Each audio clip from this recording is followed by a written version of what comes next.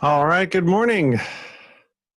Looks to me like it's time, and I think we might as well get started. So today is July 11th, 2020. It's a Saturday, 9 a.m. Pacific Daylight Time. Gorgeous day here today. And I did my flying yesterday. I'm going to ride my bike today, and then I'll figure out tomorrow when I see the weather tomorrow. Anyway, yeah, I'm glad you're here. This is Rusty on the Regs. FAA Wings webinar I put together because people get rusty, and it's not just you, it's me too. Sometimes I have to review what am I supposed to do? What regulation is that? And also I noticed that because of the gazillions of flight reviews I've given, some things get forgotten more frequently than others. So we'll try to pack it in today and get you back up to snuff on some of the regulations. Pardon me if I sniffle a little. I'm sure there are growing things this time of year, and sometimes my sinuses need attention. So anyway, glad you're here. Let me figure out how to launch Mr. PowerPoint. Here we go. Let's try that. Hey, that looks right. Start the PowerPoint. Okay. So Rusty on the Regs. Let's take a look at peek at FAR parts 91, 61, 91, and talk about basic med a little bit. So first thing I want to do is tell you this webinar is being recorded. And if the technology works, I'll do a little editing and put it up on YouTube and send out a link, and that way others can hopefully learn from what we're doing here today. And let's go like this. So I always like to know who's talking to me, and like, why is this person, why do they think they can steal an hour of my time? So here's me, 3,200 hours plus total time, roughly 2/3 of which as flight instructor. I'm an FAA safety team representative, which enables me to give you wings credit for seminars like this. And let's just say a retired engineer, electrical engineer. I am on my 10th airplane. I've had 9 others, roughly in this order from top to bottom. You'll notice there are 3 T-18s in there. I just can't get away from them. And this is what my current T-18 looks like. It's a gorgeous thing. I love it. Flew it yesterday. And if you're anywhere near me in the Oregon area, I'm happy to give you a ride as long as we fit in the cockpit. Quick shout out to Flights Above, because they are kind enough to let me promote these webinars on their Facebook page or pages, flightsabove.org. A lot of good benefits there. Just take a look, and especially if you're on Facebook, dig into your local area. I'm in Flights Above the Pacific Northwest. You may be Pacific Southwest, Northeast, etc. So just find your area and jump in and give them a look. It's really well run, a very well run Facebook page in contrast to some. It's well moderated. So take a look at that. All right, let's dive in. And as I said, after a million flight reviews, it's always fun to see what people know and don't know. And tell me what that RP means. This is Colas, I'm not sure how to say it, County Memorial, and there's the ASOS frequency, and then there's the airport elevation and so on. RP 61118. All right, good job. So a lot of you seem to know that. Right pattern, in other words, right traffic for those runways. And obviously that's important to know if you're gonna land there, and you need to know which side to run your traffic pattern on. So good job. So watch for that RP when you're out there flying. Okay, well done. And now that I told it not to move, it won't move. Here we go. Okay, let's talk about VFR minimums. Oh my gosh. Is it 3 miles? Is it 5 miles? Is it 1,000 feet from clouds? Is it 2,000 feet? VFR minimums. Great. You've got uncontrolled airspace. You've got controlled airspace, and then the class Bravo is different, and it's just, how am I going to remember all of this? Well, fortunately, our friend, the amazing humorist and instructor and psychologist, Rod Machado, has put together something that makes it ridiculously easy to remember. And it's on YouTube and it's posted by him. So to me, that means it's public domain and I can use it. And so let me link to that. Greetings, folks. My name is Rod Machado, AOPA CFI to CFI newsletter.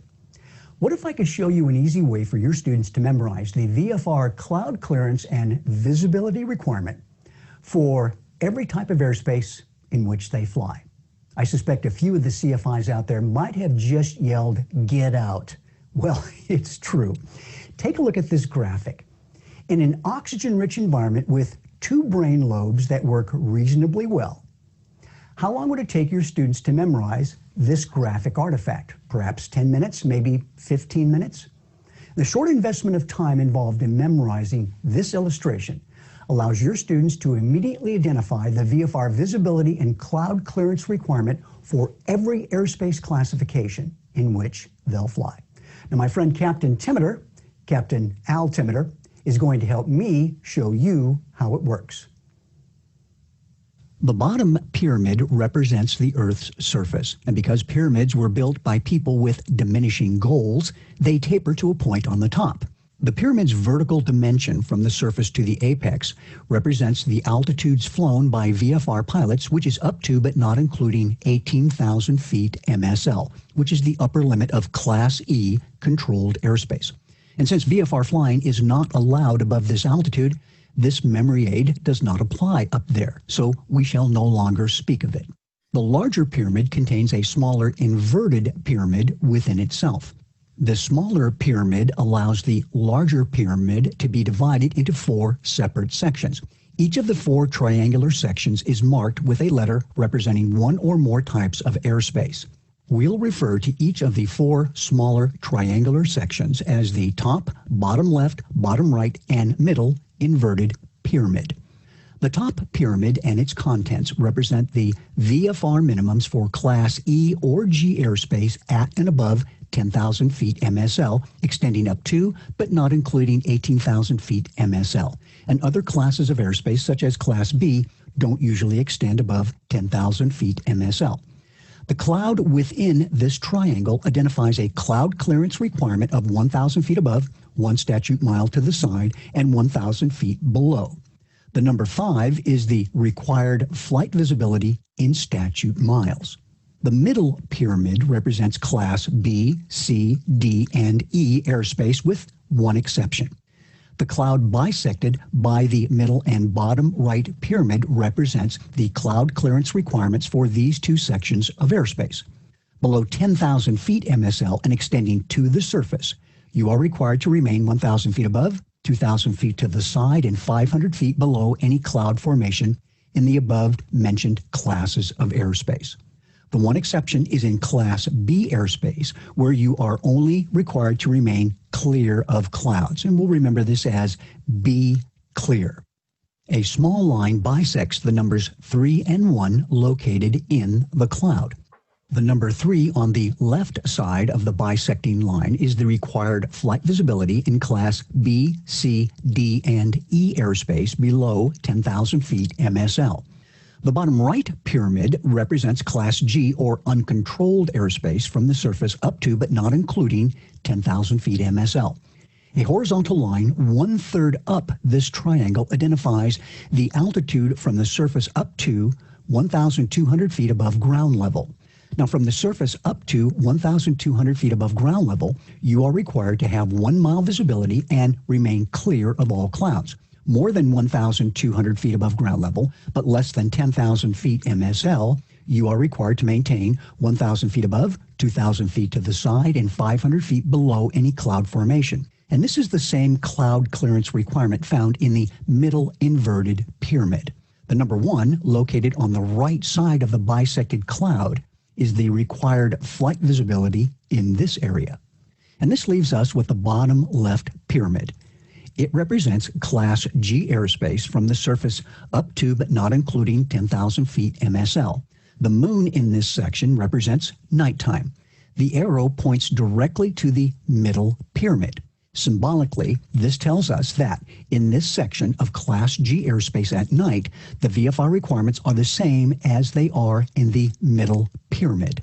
And by default, the bottom right triangle represents the day VFR requirements for Class G airspace. So here are a few additional tips for interpreting this memory aid. First, the lowest visibility and cloud clearance in which pilots can fly under visual flight rules is 1 mile while remaining clear of clouds. And not surprisingly, this represents the minimums for special VFR flights.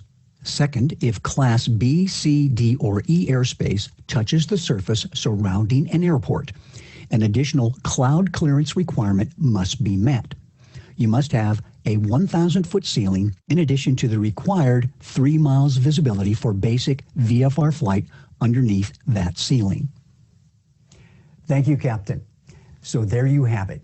Your students can now draw this graphic from memory during the knowledge exam or use it to maintain the big picture perspective about VFR minimum requirements for different types of airspace and altitudes. Use of memory aids in general aviation, especially this graphic shaped like a pyramid, is not too uncommon or too uncommon at all. I hope your students find it useful.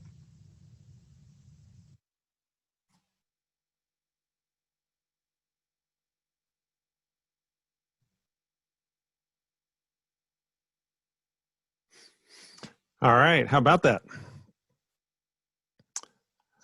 Just check my audio. Okay, sounds good. Okay, well, I hope that helps. Let me give you a little hint as to make it even easier to remember. Notice in the middle triangle, first of all, that's the vast majority of airspace that we fly in.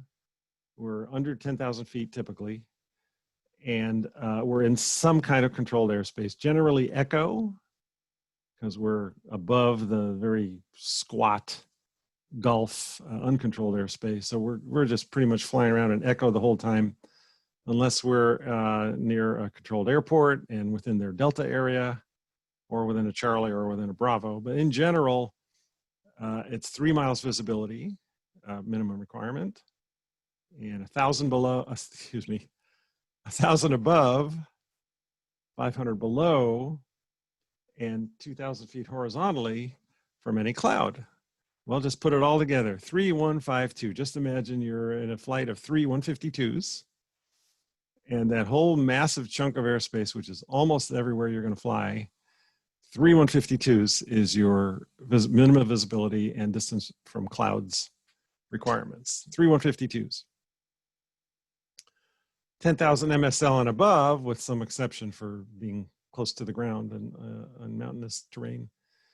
Generally speaking, 10,000 and above, it's 5 miles viz, and then 1, 1, and 1, 1,000 feet above, 1,000 feet below, and a mile horizontally. Just imagine you're being chased by 5 F-111s, and there's your 5111. 5 miles minimum visibility, 1,000 above, 1,000 below, and a mile horizontal. So hope that helps. Minimum visibility and distance from clouds for VFR. I usually add that the 1 mile allowable visibility in uncontrolled airspace, oh, please don't do that. That is so nasty. Even 3 miles is really, really low. Yeah, just think twice about that. Remember, these are minimums. That doesn't mean they're safe. Okay, ADS-B out requirements. Whoops, I'm getting ahead of myself here. All right. So where do we need ADS-B out? All right, that should look about right. So this is from straight out of FAA.gov. And if you fly in this airspace listed below, you must be equipped with ADS-B. All right. Class Alpha, the instrument-only airspace, flight level 180 and above, absolutely. In Class Bravo, actually the mode C Veil, which is includes most of the Bravo, but actually extends always much bigger than the Bravo. So wherever that mode C veil starts from the surface to 10,000 feet MSL, you need your ADS-B out running even before you get to Bravo airspace. Of course, you absolutely need it in Bravo. And even if there's a portion of Bravo that extends outside the veil, which I do believe, if I can find my FORFlight, 1 second. Yeah, so here is Seattle's airspace. And the mode C veil is this magenta, big, huge circle around everything. And notice there's a little tiny piece of Bravo that extends even beyond the 30 nautical mile mode C veil down here. So even though this is outside the veil, you would need mode C because it's Bravo airspace. Class Charlie, which would be around Portland. So let me give you a little look at that. For example, Portland, there's lots of Charlies around. So much smaller, usually much better behaved than Bravo, and the requirements for operating in there are a little simpler to deal with, and including the airspace above. So you can sneak in under Charlie without a transponder and without ADS-B out. You can be a no transponder aircraft, no radio, no nothing. And let's say you're starting here at the lower left where I have Twin Oaks, which is where my airplane is based. And if you stay under, right in this southwest corner, under 2,300 feet, fine. Just don't hit this middle ring where it goes down to the surface. But you can fly under Charlie without a transponder, without ADS-B out. However, you cannot fly over the top. So you're no ADS-B aircraft, even if you fly above 4,000 feet, which is the top of Portland's airspace, no. That the ADS-B requirement includes the largest lateral limits of Class Charlie and goes up to 10,000 feet. And then from 10,000 feet and above, you need it anyway. So basically, you can't fly over Charlie unless you're blasting ADS-B out and transponder with mode C. So here it is in Class Echo, above 10,000 feet, except close to mountainous terrain, and then the mode C veil. So so hopefully that makes sense. Over here on this graphic, well, now we're going over into airspace, so we're moving along just a little bit. Airspace classification. Again, I'm going by what I find people tend to forget in flight review land. So we always review this, and typically I start by looking at a sectional chart, and let's just say we're going to fly from here to here. What do we run into? So we're going to do that in a little bit when I'm going to look at my little FORFlight track here, and we'll kind of review a few things. So in this country, we have A, B, C, D, E, and G. There is no Foxtrot, but there is in some foreign countries. So as Rod said, from 18,000 MSL and above, that's Class A. We're not flying VFR in there anyway. And so Class Golf, the only place you're going to find it generally is very close to the surface. And then you have to know where the top of it is, and it depends on the magenta shading. So for example, here I am back at Twin Oaks. And my yellow dot here, that's Twin Oaks Air Park. And then here's this magenta shading, kind of a big, it bounces down here a little bit under McMinnville, but it's kind of a big square. And that represents something. And so, for example, down here outside of that magenta shading, that means something else. Well, all that means is where does the Gulf airspace, which starts at the surface, turn into echo airspace, which is now controlled airspace, and that changes the VFR minimums. And the answer is, if it is within the magenta shading, that transition happens at 700 feet AGL. Class Gulf airspace is squished way down from the surface to 700 AGL. It's very, very thin, and you can't do a whole lot in there. If it's outside the magenta shading, it used to be blue shading to delineate it, and the blue is just redundant. It's just outside the magenta shading. Class Golf goes up to 1,200 feet, and then the airspace becomes Class Echo. So that's all that shading means. Generally, I ignore it because I'm not flying anywhere near 3 miles visibility or less unless I'm on an instrument flight plan. So why do I care that I can fly down to 1 mile? I won't anyway. And I would encourage you to think twice about it also. All right, so that's so we're going backwards on the alphabet now, because that's how we get more and more restrictive in airspace. So Golf is the least restrictive; it's uncontrolled, but there's very little of it. So going backwards from Golf, from G, there's no F, but there's a lot of E, just about everywhere that you're going to fly. Here we are in ForeFlight, like everything is E.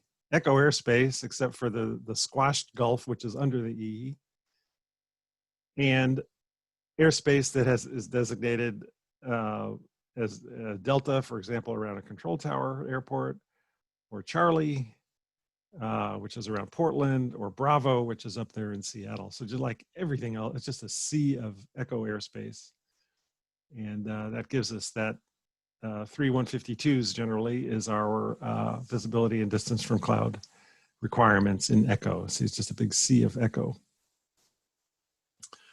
Next most restrictive airspace is going to be Delta, which is a airport, controlled airport traffic area. Usually 4-ish, sometimes 5 nautical miles in radius. You have to look at the chart and go by the dashed blue line. And usually goes up to about 2,500 feet above airport elevation, but that varies. So you have to watch for the numbers. Like right here at Aurora, there's this little number in this little blue box that says 27. That's the top of their airspace. And since they are at 200 feet MSL, this is exactly 2,500 feet tall. But you can find Delta airspace that is shorter than 2,500 feet, usually when it's under a Charlie or Bravo or something like that. But that's what tells you. You can't just assume that it's 2,500 feet above airport elevation. You have to go by that number, and you have to go by the dashed line. And then there's Charlie airspace, like here's where we get into the upside down wedding cakes. Charlie and Bravo both do that. And sorry to bounce around here. Yeah, so Charlie and Bravo. So, and they're usually 5 nautical mile inner ring, 10 nautical mile, I'm talking about radius outer ring, but of course they vary, and there's cutouts, and they can do different things. And Charlie airspace, you've got the same 152 visibility and distance from cloud requirements. And you also have communication requirements. And I should have said that for Delta as well. You have communication requirements in Delta always, even in severe clear weather. And the communication is what? Contact the tower, and what do you need to hear back before you can enter that airspace? Anybody want to chat?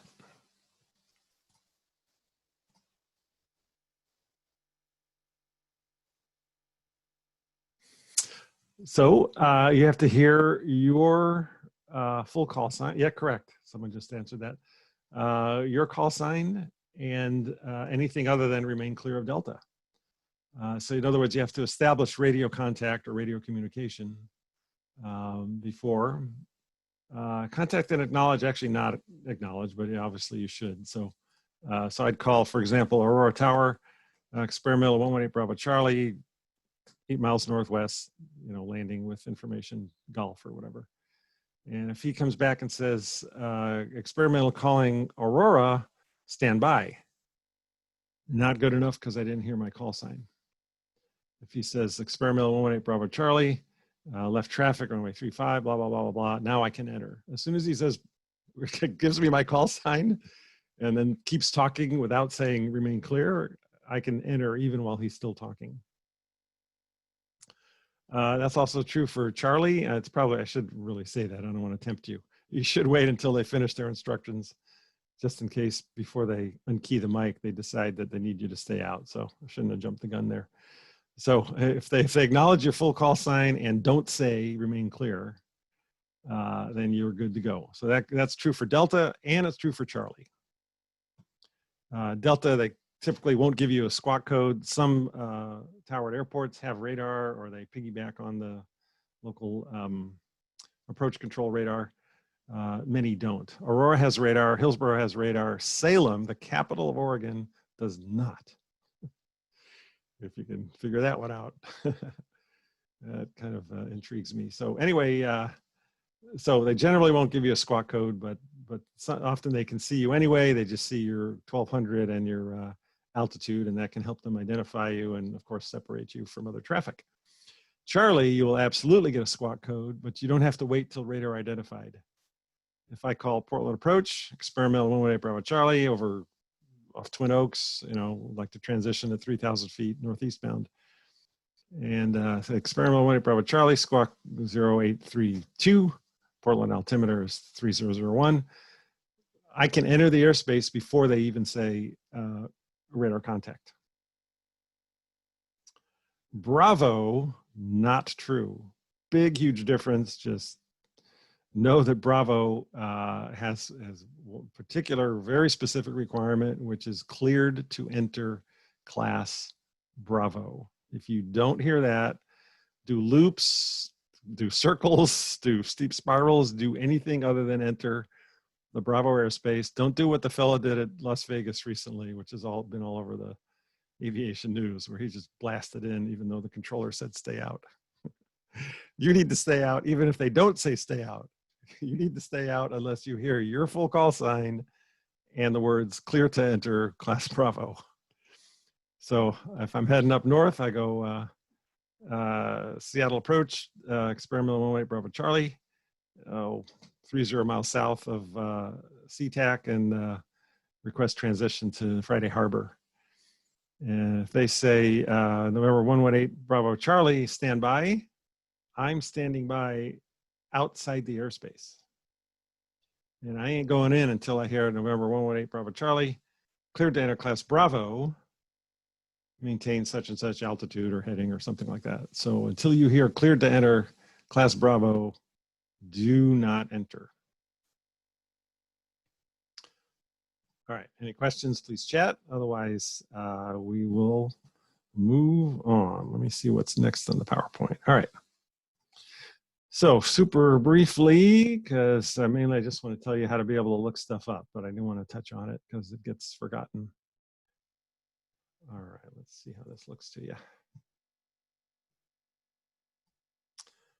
All right, right-of-way rules. 91-113, please review. It's very easy to read reg in contrast to many of them. Doesn't apply to aircraft on water. If you're landing your Piper Cherokee on water, you've got more things to deal with than who has the right of way. So good luck with that. But so one of the requirements is see and avoid always, whether you're on an instrument flight plan or not. An aircraft in distress has right of way over all other aircraft, regardless of type. And then there's the things that most people do remember. So if you're converging, basically look at the kind of the order of things. The balloon has right of way over everything because it's the least maneuverable. And then glider, and then airship, and then all others. So generally, us in our powered aircraft, we're the most maneuverable, whether we're airplanes or helicopters. So we need to give way to any of these other types of, categories of aircraft. But assuming similar types and you're approaching head on, this is letter E, both aircraft alter course to the right, kind of similar when think about driving. And F, Foxtrot, aircraft being overtaken has the right of way. That only makes sense because they can't even see the one that's overtaking them. The one that comes up most often, every time you fly, you're going to be landing, and you may be landing behind someone else who's landing, or in front of someone else who's landing, or there may be someone on the ground waiting for takeoff, or you may be on the ground waiting for takeoff. So let's pretend an uncontrolled field because otherwise the tower would be telling you exactly what to do and who's going first, second, third. Aircraft on final approach has right of way over all other aircraft. I didn't print the whole reg here, but I do want you to hear this. Aircraft on final approach has right of way over all other aircraft, including aircraft on the ground. So you're waiting for takeoff and you see someone turning final, they have right of way over your engine sitting there idling, waiting to take off. Now, we'll discuss what that means in a second. If there's more than one aircraft on final approach, the aircraft at lower altitude has right of way. That gets awkward if the one behind is at lower altitude than the one in front, but be nice, play safe, go around if there's any potential of a conflict. So going back to you're on the ground and someone's on a 3-mile final, do you have to wait? We got to figure out what right of way means. Right of way doesn't mean sit there and wait until everybody else is gone. It simply means do not create a hazard. So if there's plenty of time, so slow aircraft is on a mile final and has a headwind and you're waiting for takeoff, you can be up and gone well before they're going to need the runway, or they may have to go around and chase you. I think you've satisfied the reg. Keep in mind, I am not an attorney, so everything I just said is hearsay. And but that's my interpretation. If I'm on final approach and if I'm going to make that pilot that's on final, if I'm waiting for takeoff, and if there's any chance I'm going to make that pilot nervous, I'm going to wait. If I see them on final and they're calling their position and I say, and I can see that my airplane gets off the ground in no time anyway. So, I'll go if there's plenty of room, but if it's going to make them nervous at all, I simply am not going to do it. But anyway, that's the regulation 91-113. Go ahead and look that up. And let's keep going. All right, so we're going to go flying. What do you need to have with you? You're going to be pilot in command. What do you need to have on your person or immediately accessible in the cockpit? One is your plastic pilot certificate. If any of you are rusty to the extent that you haven't got one of these yet, you ain't going to be pilot in command. So go to FAA.gov, figure out how to get a replacement certificate. It'll cost you $2. You'll wait, well, it used to be 2 to 3 weeks, but now that everything is, everyone's working from home, I don't know how long it's going to take. But anyway, you need your plastic pilot certificate. And what else? Well, you either have an FAA medical or you don't. So if you don't have FAA medical and you're not on basic med, you're not going to be pilot in command anyway. You're not going to act as pilot in command. But if you are using an FAA medical, which has been around for lots of decades, you need the following. Not only do you need the medical, which needs to, of course, be current, not expired, and a government-issued photo ID, which can even be something like whatever this little thing I got off the internet is. Anything that looks and acts and smells like a government-issued photo ID needs to be with you along with the FAA medical. That's a bit different than if you're going to be on basic med, which we'll talk about some more. You don't have to have anything with you in the aircraft to prove that you're on basic med. You do not need to bring anything with you. But you must have specifically your driver's license, not just any photo ID. Specifically driver's license, on the theory that if you have a valid driver's license, you were at least medically sound enough to be able to have a driver license that hasn't been revoked or suspended or anything else. So that's, like, as far as I know, that's the rationalization behind that. But so generally speaking, we all have our driver license with them anyway, because we're driving to and from the airport. But just want you to know that. So again, if you're on basic med, you do not have to bring any physical hard copy of anything to prove you're on basic med. So how do we do basic med? Well, basic med has been around now for several years. It's an incredible gift, I think. So who can fly under basic med? If you had a medical certificate, FAA medical, that was valid after July 14th, 2006. A lot of people keep saying that it's within the last 10 years, and it's not.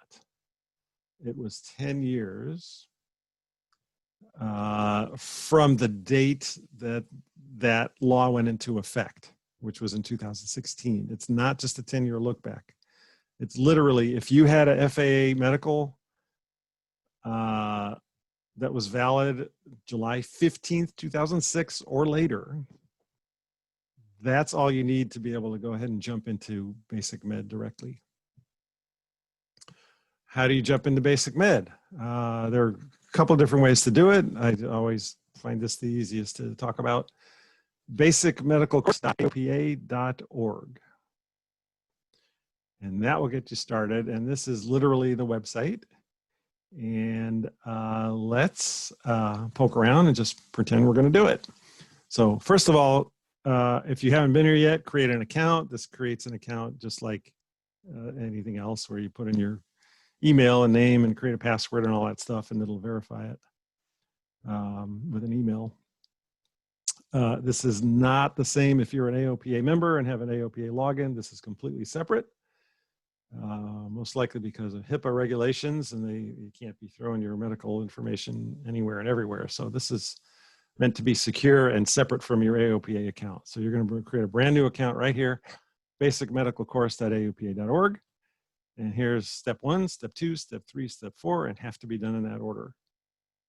So step 1, get the form and review if you're eligible. And so the eligibility, the main one is, have you had an FAA medical certificate that was valid July 15th, 2006 or later? And so as long as it didn't expire until after that date, great. If it expired July 31st, 2006, and you have not had an FAA medical since then, you're good to go. So it starts out, if you click on this right here where it says get the form and FAA medical exam checklist, I clicked on that and that gave me this. So there's some instructions to you and instructions to the physician and information about how to fill it out. Just keep going, read all this stuff and then keep going. Finally, you get to a form that kind of looks like MedExpress, or it looks like the FAA medical application. It's not, of course, it's different. And a little bit simpler, but you're still going to confess, so to speak, anything that's been diagnosed within the X number of years, and medications and things like that. And you're going to fill all this out. And when you get down to the airman's signature and declarations, you're going to certify that everything you just said is true and complete. And you understand that to act as pilot at command, you must not have any condition that would make you unsafe or that would be contrary to regulations.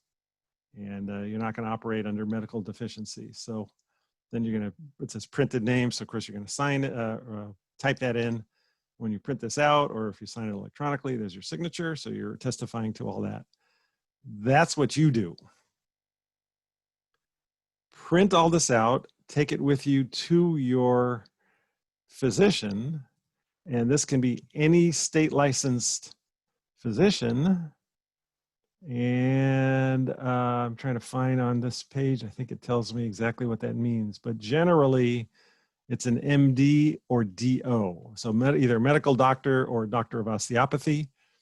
And it does sort of say, you could be a person could be the DDS, doctor of dental surgery. And there are a few others that states recognize as physicians. But, they, even if they're willing to do it, you have to decide, is this person really qualified to evaluate me in all my systems and determine if I'm safe to fly or not. So once you find either an MD or DO, preferably in one of those two, that will do it. Your own personal physician may do it. If not, just shop around and you'll find someone. And it is not the same as what an AME would do, Aviation Medical Examiner.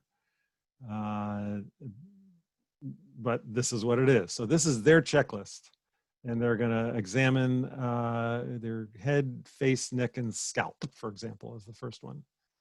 And then they're going to check this box that says examined. They're going to examine your nose, sinuses, mouth, and throat. Check this box that says examined. And they're going to do ears and eyes and lungs and chest and heart and vascular and so on. And they're going to keep go, blood pressure, pulse. And if everything looks good to them, they're going to check this box that says, I certify that this person seems okay to operate aircraft, except in more legal language than that. There's the patient's name, and then the signature is going to, the physician is going to sign it, put in their name, state of license, and their medical license number, address, and so on, and give this back to you. Most likely they'll keep a copy. And so you take this home, scan it, copy it, keep it somewhere so that if you are ever asked, this is your evidence. This doesn't, someone asked earlier in chat, how do I prove it? This is part of it. And all I'm saying is you do not have to have this in the aircraft with you. You just have to have it somewhere on the planet that you can get to it if asked.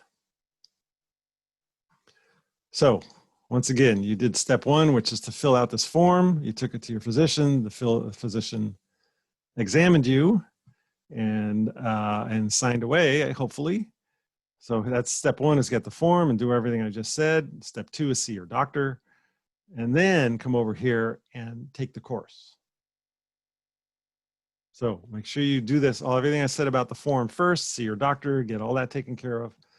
Then come over here and come back to this, take the course, which is where you have created an account, hopefully. Then you can go like this and log in.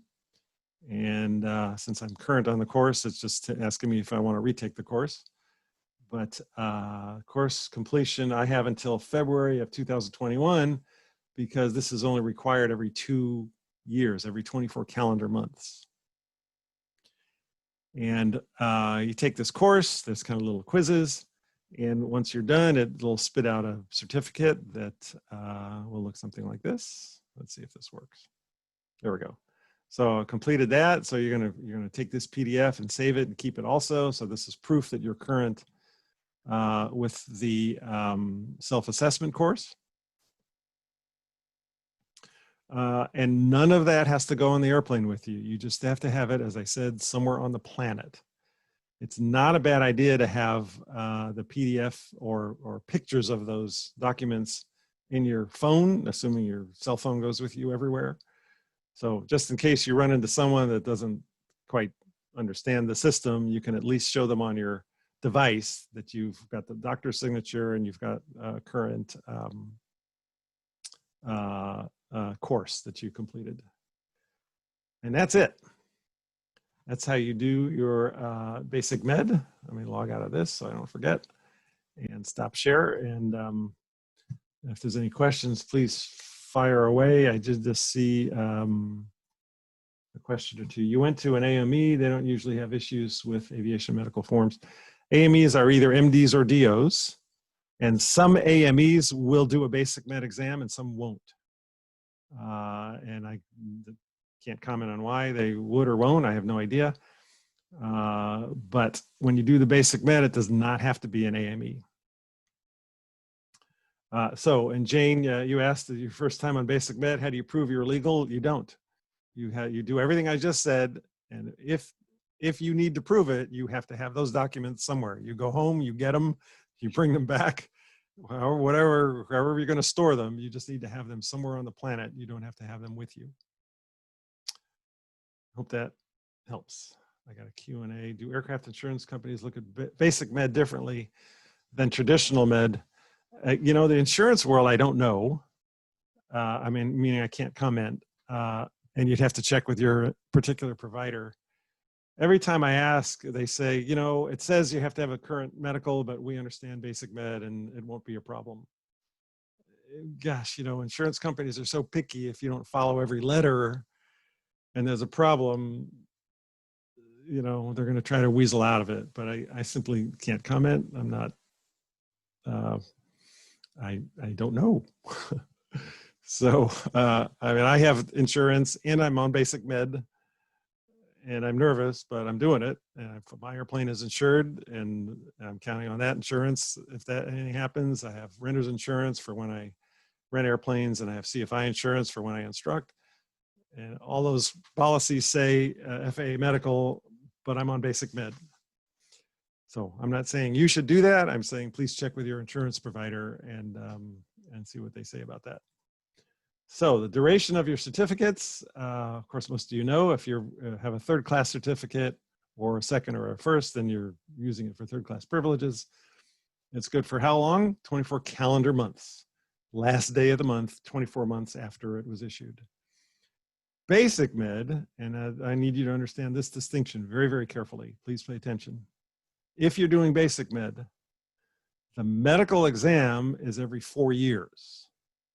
Notice that the third class medical, assuming you're old enough so that it's only 2 years, you're going every 2 years, which is 24 calendar months, right? With basic med, you only have to go every 4 years, but it's 4 years, not 48 calendar months. It's 4 years, period.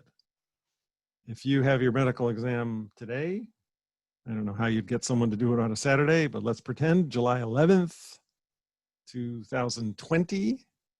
It expires July 10th, 2024.